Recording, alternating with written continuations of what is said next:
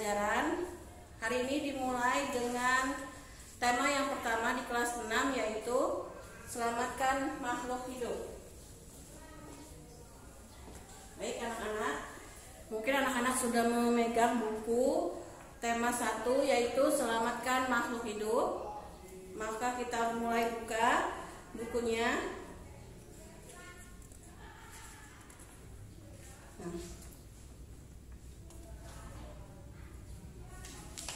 Nah, untuk tema yang pertama ada subtema 1, yaitu tumbuhan sahabatku. Nah, anak-anak, kalian perhatikan berbagai tumbuhan di sekitarmu. Apa manfaat tumbuhan bagi kehidupan? Ayo, siapa yang tahu? Nah, banyak sekali manfaat dari tumbuhan yang bisa kita dapatkan sebagai manusia. Banyak manfaat dari tumbuhan yang dapat digunakan oleh manusia. Nah, siapa yang tahu atau siapa yang bisa menyebutkan apa saja manfaat yang kita dapat dari tumbuhan? Banyak ya anak-anak. Yang pertama, kita bisa mendapatkan makanan dari tumbuhan. Yang kedua, bisa mendapatkan udara yang sejuk dan segar karena tumbuhan bisa menghasilkan oksigen. Kemudian tumbuhan juga bisa digunakan sebagai obat-obatan, bisa digunakan sebagai pelindung dari matahari. Jadi kita sebagai manusia tidak terlalu terpapar sinar matahari yang panas. Anak-anak, amatilah gambar berikut yang ada di halaman pertama. Nah, di situ ada berbagai kegiatan manusia, mulai dari berkebun dan ada yang sedang bermain. Anak-anak, silakan dibuka buku temanya halaman 2. Di halaman 2, ayo membaca. Nah, di situ ada teks yang merupakan laporan pengamatan Edo ketika Edo sedang mengunjungi pamannya di desa, dengan judul Bagaimana Jagung Berkembang Biak. Nah, anak-anak silakan baca teks tersebut, Bagaimana Jagung Berkembang Biak. Teks tersebut terdiri dari beberapa paragraf, yaitu ada 5 paragraf. Nah, dari paragraf-paragraf tersebut nanti anak-anak bisa buka halaman 4 ya. Di halaman 4 ini anak-anak bisa melihat di sini ada diagram lingkaran ya, dengan judul di tengahnya itu Bagaimana Jagung Berkembang Biak. Itu sesuai dengan judul teks laporan Edo yang terdiri dari paragraf 1, 2, 3, 4, dan 5.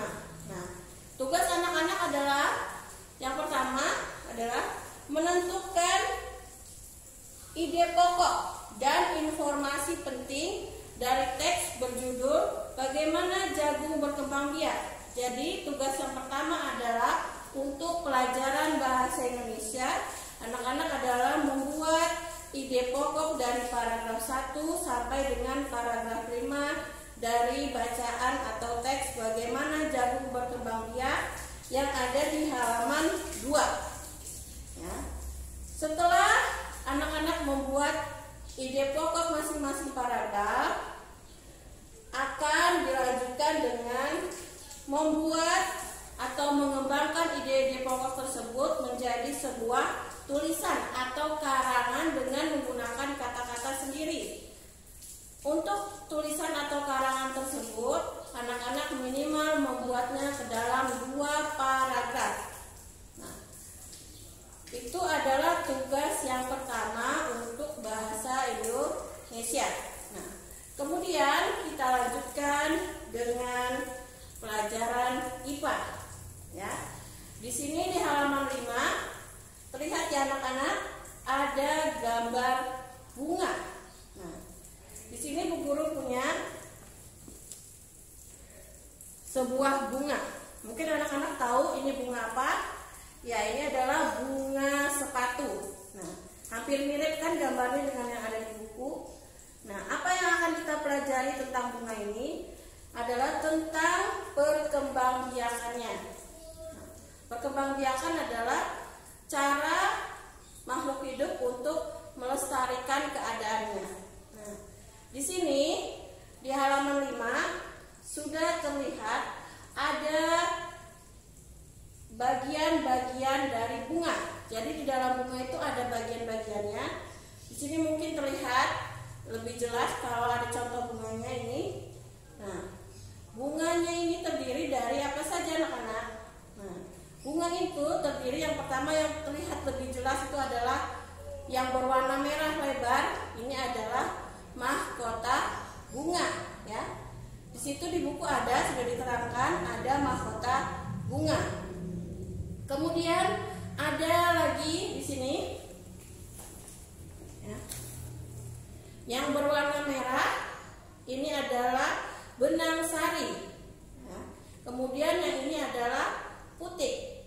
Nah, pembuahan terjadi atau perkawinan pada tumbuhan terjadi itu ketika benang sari jatuh ke kepala putik. Nah, perkembangbiakan tumbuhan melalui penyerbukan, ya, disebut adalah perkembangbiakan secara generatif. Nah, apakah perkembangbiakan secara generatif?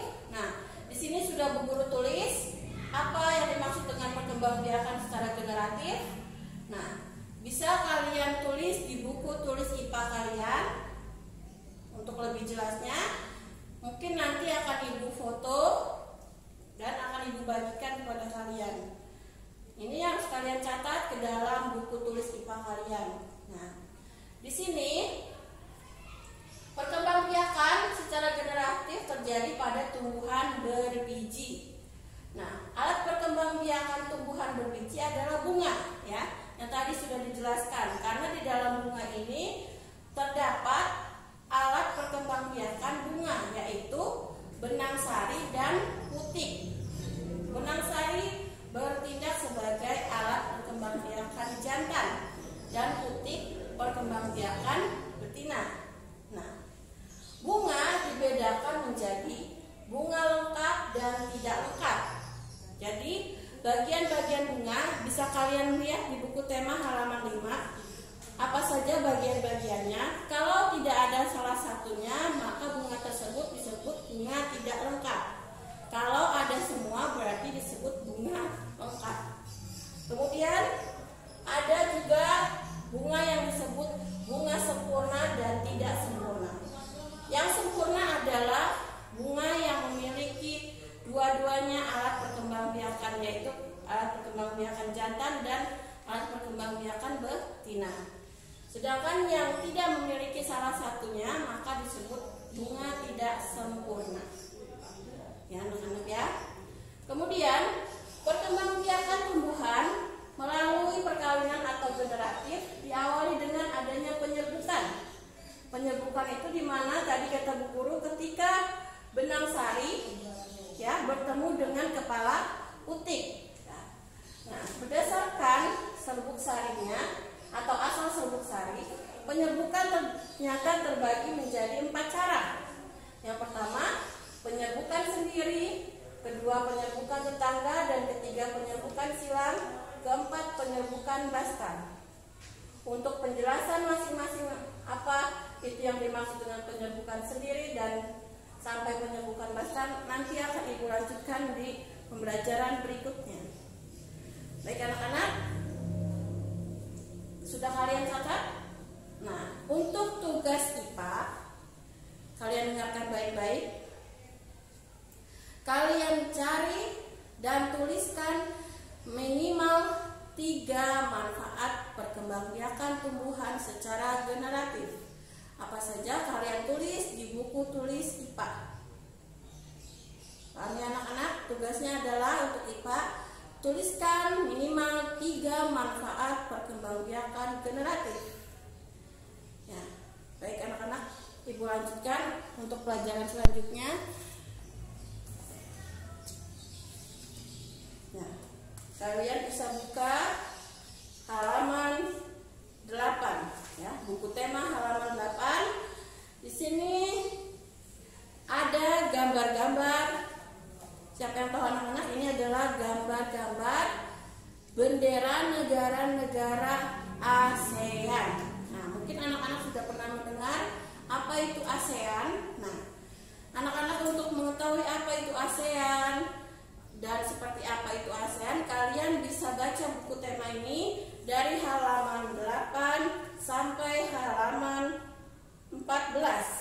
Ya, Ibu ulangin.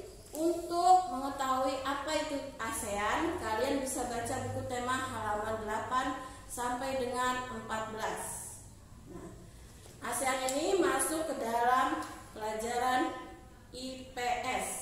Ya, ASEAN ini masuk ke dalam pelajaran IPS.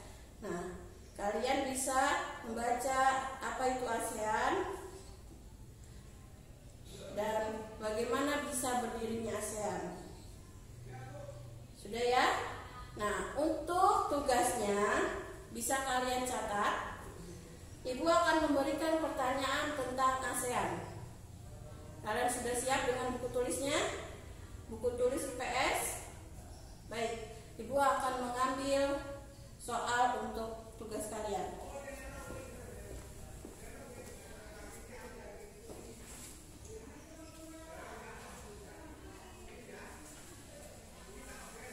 Sudah siap ya?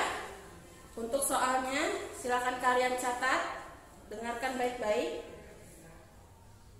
Soal ke-1, apa kepanjangan ASEAN? Sudah? Yang kedua, apakah ASEAN itu? Sudah? Baik, yang ketiga, berapa negara pendiri ASEAN? Yang terakhir, yang keempat, yaitu sebutkan negara apa sajakah yang menjadi negara pendiri ASEAN. Sudah ya? Nah, itu adalah tugas untuk pelajaran IPS. Baik anak-anak, untuk pertemuan kita yang pertama atau pembelajaran kita yang pertama, Ibu akhiri sampai di sini. Ibu tunggu jawabannya. Ibu akhiri. Wabillahi taufiq wa hidayah. Wassalamualaikum warahmatullahi wabarakatuh.